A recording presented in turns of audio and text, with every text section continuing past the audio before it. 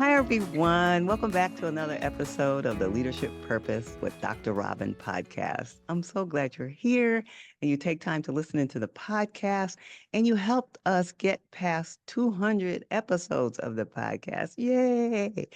And we're still ranked in the top 5% of all podcasts globally, according to Listen Notes. I'm very excited about that. And we recently started a new season. We're in season 5.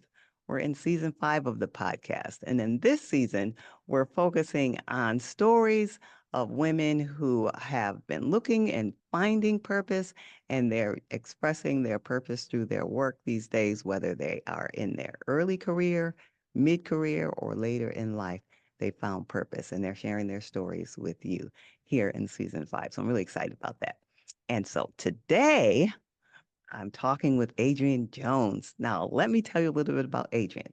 She is a career break coach. That's right. You heard it right. A career break coach and a career guide.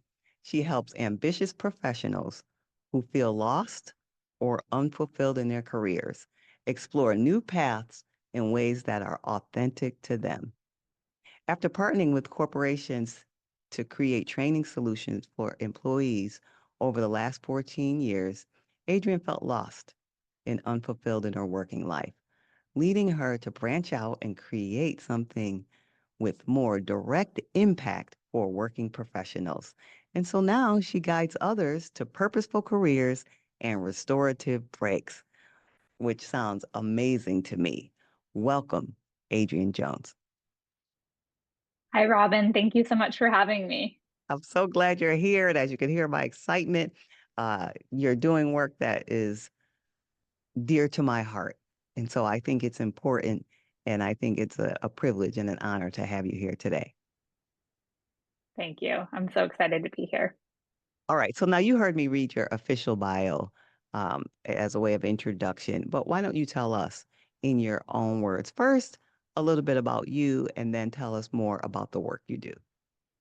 Thank you for asking me. I have a podcast as well. It's called The Career Breaker Show.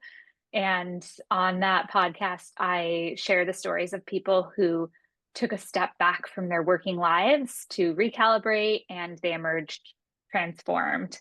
They became better and whatever that means to them. And I always start by asking people to introduce themselves because I'm a big believer that we're constantly evolving and changing and growing as people. And who we are 5 days ago might be completely different than who we are now. So thank you for giving me the chance to introduce myself and shine a light on who I am today in this moment of the recording. So, as you mentioned, I am a career break coach and career guide. And my purpose and my kind of why in life is really to help make work better for people. And I've done that in many different ways throughout my career. And I've even questioned, like, is that the thing? But I keep coming back to it.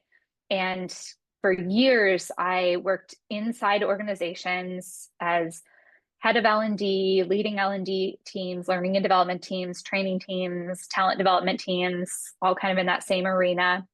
And then 2020, I launched my own business doing the same work that I was doing inside companies. And I just got to this point of realizing that I didn't want to do that anymore, which I'm happy to get more into. But I've decided, as you mentioned, to take a step back from that. I took a career break myself. And I decided that the thing I wanted to do would have more direct impact on individuals rather than building something for companies. And so now that's what I'm doing as a career guide. I guide people to purposeful careers and career breaks. I help people plan and design their career break as well as what comes after the career break. And as I mentioned, I have a podcast. Other things about me, I live in Portland, Oregon with my husband and my 2 kids. So I'm a mom. I'm a runner. I'm a hiker. I love being outdoors. I love camping. There's many facets to who I am. So thanks for Love that. asking. I love that. I love all those things you're doing and the ways you are being. All right. So this is a very interesting story to me, of course. So tell me and tell us about, you said there was a moment where it didn't work for you. You were doing helping with this learning and development work, and then something happened. So tell us about the moment you knew or the season you knew that this was not working. Yeah, so I really truly love the work of helping employees. And I just was finding that there was too big of a gap between the people I was actually trying to help and the work that I was doing. So when you're working in the talent development space, you're sometimes working in a programmatic space. This was my experience of working to build programs to help train employees and help employees develop themselves. And what we set out to build actually didn't always end up being the thing that we set out to build at the end. And so it didn't end up having as much impact as I was hoping for. And over the 14 years of doing this, I tried many different ways of going about this and just kept coming back to what if I took these skills that I've been doing for the last 14 years, leading others, leading teams, guiding people on their career journey. And I offered something that was directly for the individuals. And I actually, it's funny that I mention it in that way, because of course there's a whole story in between there as well. And that's kind of the short version of how I got from corporate work to offering coaching for individuals. But I would say that there was definitely many in between moments, which I'm happy to get into. Okay. All right. So tell us about one in between moment that really got your attention as you were going through it. Yeah, so I think there was one day in particular that I just remember actually having a conversation with a coach. And I said, I love this work because it's helping people, and I don't always want to be building. I actually want to just show up as myself, as my authentic self, with all the skills that I've developed over the years and have that be the thing. And I think it was saying those words out loud that made me realize that I didn't want to be the project manager anymore. I didn't want to always be building the thing or feeling like I had to prove myself. And what I wanted to do was just show up as me. And that was the thing. And in many ways, that's what I'm doing now. That's wonderful. And I'm going to speak to the listeners now, listeners or viewers. Uh, y- Two things we've learned already from this story, right? You said what put you on the path or helped you get there was wanting to be true to who you are, your authentic self, and do work that was in alignment with that. So I want to share that with people as a lesson from your work. And another thing you talked about was early on, I asked what happened when it became like it was not being, it didn't feel fulfilling to you anymore. And you said you weren't making the impact. And so that's another lesson for our listeners, inspiration, right? The thing that matters to you, something that really matters to you is an indicator of a direction to go. And for you, impact mattered to you. Making an impact was very important to you. It sounds like from your story. Is that right? Did I get that right? Yeah, absolutely. I really wanted to have an impact, positive impact on the lives of employees. And I wasn't seeing that actualized in the work that I was doing at the time. But I know that there's many different ways to make your purpose come to life. And so I was just curious about other paths I could take to get there. Yeah. All right. So now let me ask you a question about when you were younger, when you were a little girl, little Adrian. Was there anything that was a part of you that felt like it was important to help others? Because this seems to be a through line in what you're doing now. Did you see any of that in your early life? Oh, definitely. I assumed that I would be a teacher. I think I always thought I would be a teacher. But the interesting thing is I was always really fascinated too with comedy and humor. And one of my idols as a child was Lucille Ball, who we all might know from the show I Love Lucy. I was very intrigued by this particular person. Number one, because she made me laugh. And I think later in my life, I realized her important role, without getting into the entire story, in the kind of formation of some of the industry and her leadership role in that world. And I think I was just really drawn to that leadership, and in a way, I could see teaching as a way to lead others and follow in the footsteps of my idol ever since I was like 8 years old. Just super fascinated with this story. Yeah, that's interesting. And okay, let's stay there with your 8-year-old self for a moment. All right, so there you are, and you're loving Lucy. We'll see what I did there? Loving Lucy. All right, so you're loving Lucy, and you knew yourself to be a teacher, or you sensed this sense of being a teacher. How did you know? Yeah, I think I What's knew because in all of my free time, I was an only child. And so I would like teach, play school with like my pets and my stuffed animals and set up a classroom. Yeah, I think I knew because that was something that I was just drawn to from the beginning. I love that, and I love that, and that's another lesson for our listeners. Things that you're drawn to early in life. And you were a little teacher. I could see you now with your little, stuffed animals, everybody lined up listening to the teacher. So I hope that inspires somebody who's listening. Think about what you've done. When you were 8 years old, what was the thing that you did? This might point you back in the direction of where you want to go now. All right, so back to your story, Adrian. All right, so you were teaching when you were doing this learning and development, and then you went on your own.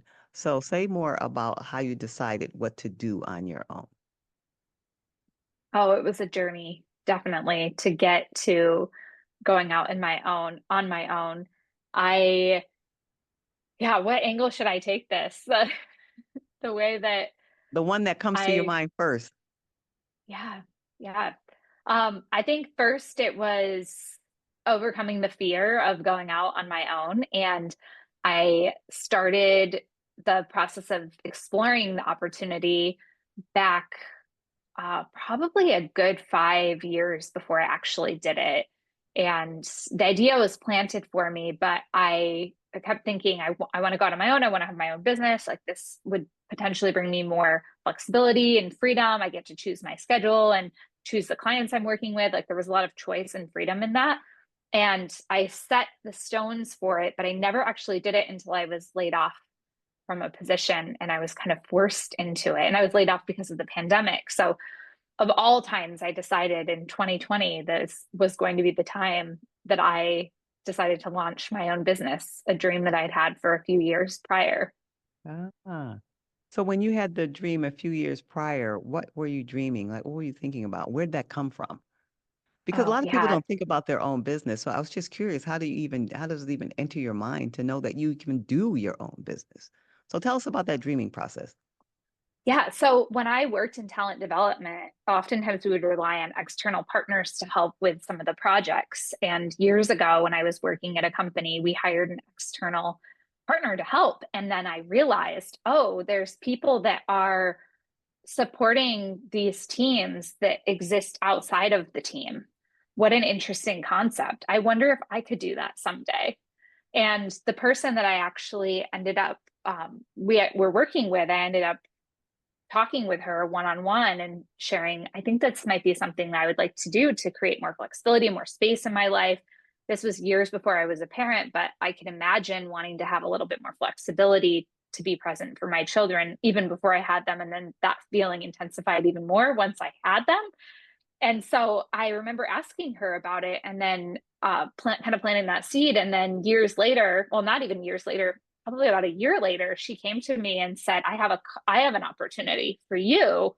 Do you want to test out kind of starting this business? And it's a very small, only a few hours, but in order to hire you, you have to, based on the state that she was in and the state I was in, you have to actually have a business entity. You have to actually go out there and formulate your own business. And that was another nudge in that direction to have me create my own business and just simply register through the state, register through the city where I live to have a business and pay the small $100 fee. That was the thing that ultimately led to the next version of the business. I love that. I love that. So let's see, when you were talking to her originally, did you say you wanted to set out to do that, or you were just asking her questions about her role and what she was doing?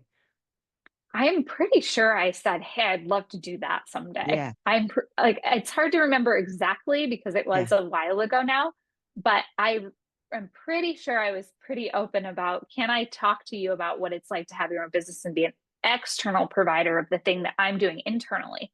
I I think I love might want to do that. Yeah. I love that. And there's so many rich lessons in there because you identified you were able to see someone who was doing what something you wanted to do. And that's another clue for people who are listening. If you see somebody and you're drawn to what they're doing, have a conversation with them like you did. You had a conversation and it helps you move. Now, yours worked out in that she came back to you later and said, "Hey, come on board." But, for people who are listening, you never know. That's where it starts. So we are getting some rich nuggets just from lessons from your story already on things that we can do for those of us who are listening, those who are listening and are in places that are unfulfilling for them. All right. So now tell us the best part of what you are doing now, what you enjoy the most, and what lights you up about it. I think the part that lights me up the most is every person I work with has a different story in their career. And while I'm helping them on their career journey, I get to learn from them as well. All of our stories are important. And my podcast is a prime example of this. I set out to create this podcast to potentially market some coaching that I was doing. And then the podcast became the thing that I really wanted to focus on and was bringing me so much joy. And I love doing that because as people are sharing, I learn something from their story that I can take with me on my journey. And I don't think we realize that. I'm sure there's things that people are hearing in this conversation that they'll take with them. And it's just telling these stories is a big part of learning. And I'm really enjoying the process of hearing all the different stories and learning from the people that I meet. Sounds wonderful. So it sounds like your move and even though we didn't hear all of it, but it sounds like it was the right move and it led you in the right direction and you're in the right place for right now. Would you say you are now having a sense of purpose or living in your purpose with the work you're doing? Right now, yeah, definitely. And of course, I'm also open to the idea of that purpose changing over time or things as I grow and develop, changing what I'm doing and how I'm doing it. But I think at the end of the day, I am living in my purpose right now, um, and I'm really enjoying it. I love that. What's something you can tell people who are looking for purpose, they're on their journey? What's something you can tell them from your experience that might be helpful to them? And then we'll let them know where they can be in touch with you if they want to hear more about your work. Great. I would say that in order to discover your purpose, you have to be open to discovering what is also not your purpose. And on your journey, this has happened to me many times. I have taken not the wrong turn, because I don't think that's a wrong turn. I think it was a lesson learned, but I've had twists and turns in my journey that were not in alignment with my purpose. And I also like new shiny things, and I think many of us do. And so I've been drawn to those sometimes just for the fact that they're new. And I think that I've had to say, no, thank you, ultimately, because it didn't align with my purpose. And all is not lost in that experience because now I'm more clear on my purpose because I've also identified what's not my purpose on the journey and what I'm not drawn towards.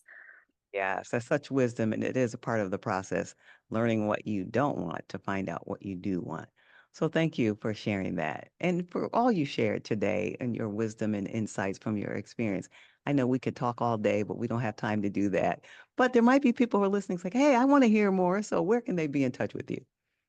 You can find me right now. The best place is LinkedIn, and you can just search for me. It's Adriane, spelled Adriane Jones. And feel free to send me a direct message. I respond to every message I receive. Okay, thank you for that. And Adrian, thank you for being here and sharing your wisdom. I really appreciate you. Thank you for having me. Okay, everyone. And if you want, I'd love to hear from you. I too hang out mostly on LinkedIn, but I'm on all the social channels at the same address. But pop over to LinkedIn. LinkedIn. I'd love to hear from you at Robin L. Owens, PhD, at Robin L. Owens, PhD. And until next time, this is Dr. Robin.